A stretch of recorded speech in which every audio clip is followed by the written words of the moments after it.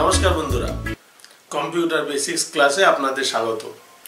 আমরা বিগত কয়েকটি এপিসোডে HTML টেবিলস নিয়ে আলোচনা করেছিলাম।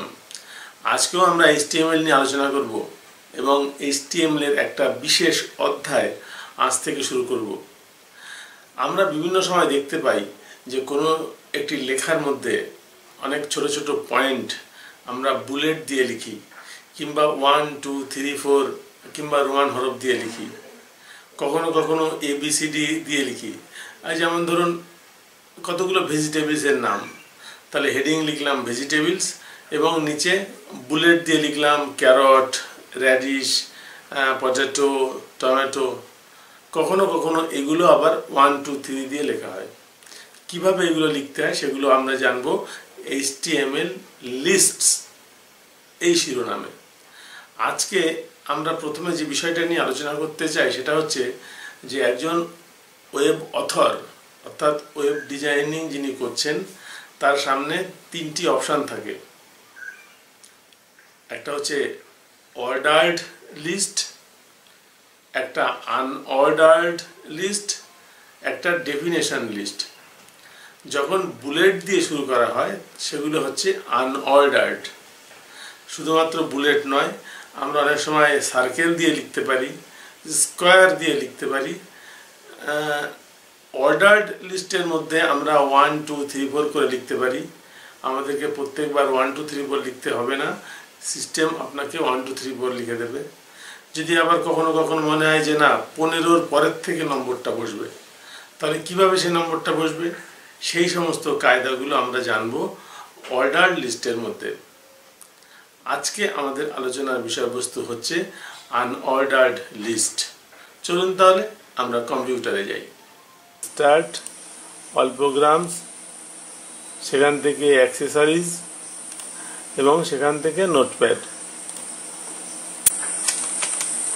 আমরা লিখব প্রথমে ডক টাইপ HTML,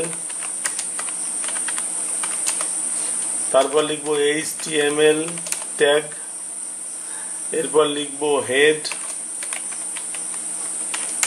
এরপর লিখব টাইটেল।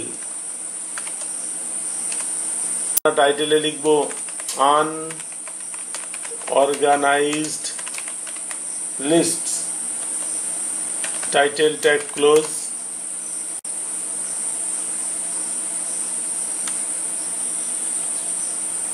এরপর লিখব হেড ট্যাগ ক্লোজ। এবার বডি শুরু হবে।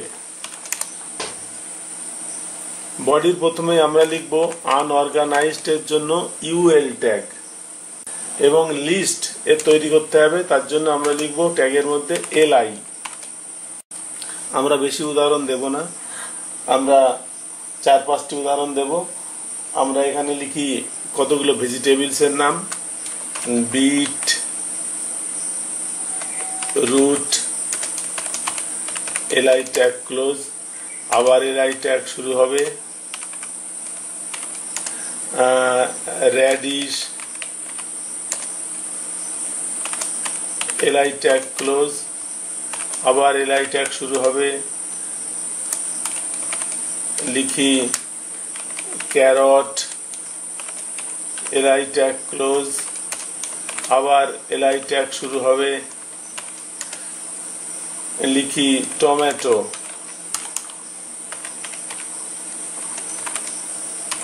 LI tag close. এই 4টি দিয়ে শুরু করি। এরপরে UL ট্যাগ দিয়ে শুরু করেছিলাম, UL tag close,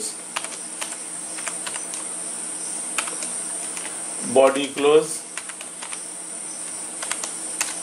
HTML close.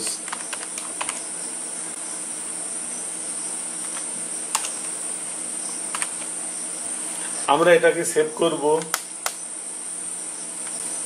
vegetable.html নামে, যাতে বুঝতে সুবিধা হয়। File, save. আমরা ডেস্কটপে সেভ করব, সুতরাং নিচে লিখি vegetable.html। সেভ করলে ডেস্কটপের উপরে ভেজিটেবল নামে একটি আইকন আসবে। ওপেন করি।